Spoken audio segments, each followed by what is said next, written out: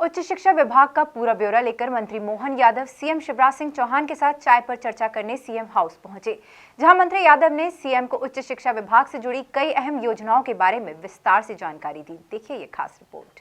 चाय पर चर्चा के दौरान सीएम शिवराज सिंह चौहान ने उच्च शिक्षा मंत्री मोहन यादव से एजुकेशन सिस्टम सहित विभाग से संबंधित महत्वपूर्ण विषयों को लेकर विस्तृत चर्चा की।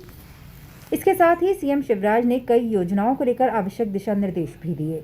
चर्चा के दौरान ग्रामीण क्षेत्रों का विकास करने के लिए महाविद्यालय की ओर से एक गांव को गोद लेने का फैसला भी लिया गया। हमको समय अभी से तैयारी करना पड़ेगी कि आने वाले समय में ये जो विश्वविद्यालय का स्वरूप समाप्त होने के बावजूद भी गुणवत्ता में शिक्षा में कोई कॉम्प्रोमाइज़ नहीं करें। मुझे इस बात को बताते हुए खुशी होती है कि माननीय मुख्यमंत्री जी ने कहा कि आप बिल्कुल इसमें आगे बढ़े, जनता के भी सुझाव लें और अपने शासन के लेवल पे जो हम कर सकते हैं वो सब काम करते हैं। ये गांव के अंदर जो हमने बात कही है वो परिपूर्ण रूप से रहेगा। आमतौर पे अभी तक एनएसएस की कोई यूनिट जाती थी, वो पर्टिकुलर छोटा मोटा कोई सेवा का काम करती थी, लौट कर जाती थी। अब गांव के अंदर हमारे प्राचार्य उसके लिए गांव के लिए जवाबदार रहेंगे। गांव का अंदर से उनका सहभागिता करना, उनके अंदर छोटे मोटे विकास की बात तो ठीक है, बच्चों की पढ़ने की रुचि कैसी है, आगे में उनको किस किस परिवार में क्या क्या मदद हो सकती है, गांव के अंदर जो विकास की भावी संभावना 15-20 साल का मास्टर प्लान क्या हो सकता है, शासन की कौन कौन सी योजनाओं का क्रियान्वयन हो रहा है, कौन सी कमजोर जा रही है। ऐसे कुल मिलाकर के सहभागिता ऐसी रहेगी कि गांव और कॉलेज एक तरह से एक दूसरे के पूरक बने। तो जवाबदारी के साथ और शासन से उस बारे में पर्याप्त ध्यान देकर के इस बात को गौर किया जाएगा कि ये औपचारिकता या कर्मकांड ना हो जाए। ये उसकी अंदर की आत्मा है कि हम एक दूसरे के पूरक बने। तो इस तरह से चूँकि ये बात सही कि पिछड़े गाँवों के अंदर अगर थोड़ा भी ध्यान दे देते हैं तो शासन की योजना तो इतनी सारी है कि हम उनका जीवन स्तर बदल सकते हैं। लेकिन अगर हम पर्याप्त रूप से ध्यान नहीं देते हैं तो ये बीच में कहीं इसकी कमी रह जाती है। इसकी पूर्ति करने की दिशा में हमने कदम बढ़ाया। इस दौरान नई शिक्षा नीति को लेकर भी सीएम शिवराज और उच्च शिक्षा मंत्री मोहन यादव के बीच चर्चा हुई। मुझे खुशी इस बात की है कि हमारे यशस्वी मुख्यमंत्री माननीय शिवराज सिंह जी ने मेरे उच्च शिक्षा विभाग के मामले में जिस ढंग से पिछले समय काम हुआ है उसका एप्रिसिएशन किया। उन्होंने बहुत खुश होकर कहा कि और ऊर्जा उमंग उत्साह से काम करने की ज़रूरत है। खास करके हमारा ट्राइबल का बेल्ट है और ये जो पिछड़े वर्ग के बेल्ट है इसमें भी हमको काफ़ी काम करने की गुंजाइश है।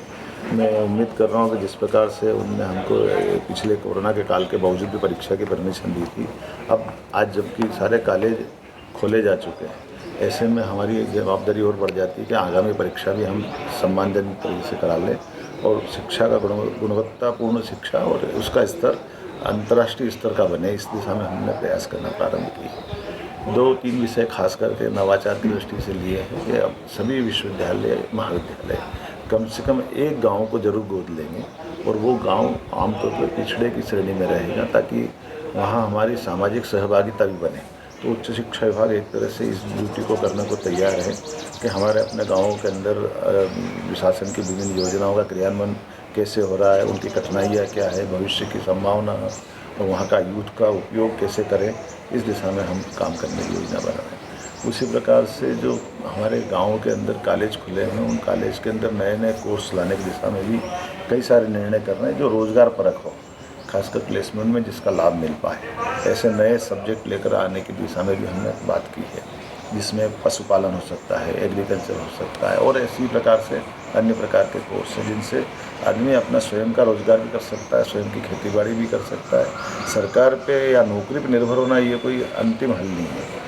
आने वाली शिक्षा नीति भी इसी प्रकार से हमको प्रेरित कर रही है। एक बात ये भी महत्व रख रही है कि नई शिक्षा नीति में 2033 के आसपास आगामी समय में जब विश्वविद्यालय की संकल्पना धीरे धीरे खत्म हो जाएगी, जो शैक्षणिक संस्थान है वो अपनी खुद गुणवत्तापूर्ण बनाते हुए स्थिति और वो अपने आप में डीम्ड यूनिवर्सिटी का रूप ले लेंगे। तो हमको समय अभी से तैयारी करना पड़ेगी कि आने वाले समय में ये जो विश्वविद्यालय का स्वरूप समाप्त होने के बावजूद भी गुणवत्ता में शिक्षा में कोई कॉम्प्रोमाइज़ नहीं करें। मुझे इस बात को बताते हुए खुशी होती है कि माननीय मुख्यमंत्री जी ने कहा कि आप बिल्कुल इसमें आगे बढ़े, जनता के भी सुझाव लें और अपने शासन के लेवल पे जो हम कर सकते हैं वो सब काम करते हैं। बहरहाल अब देखने वाली बात होगी कि सीएम शिवराज और उच्च शिक्षा मंत्री के बीच हुई इस चाय पर चर्चा का शिक्षा व्यवस्था पर कितना प्रभाव देखने को मिलेगा। Bureau report, MP news, Bhopal.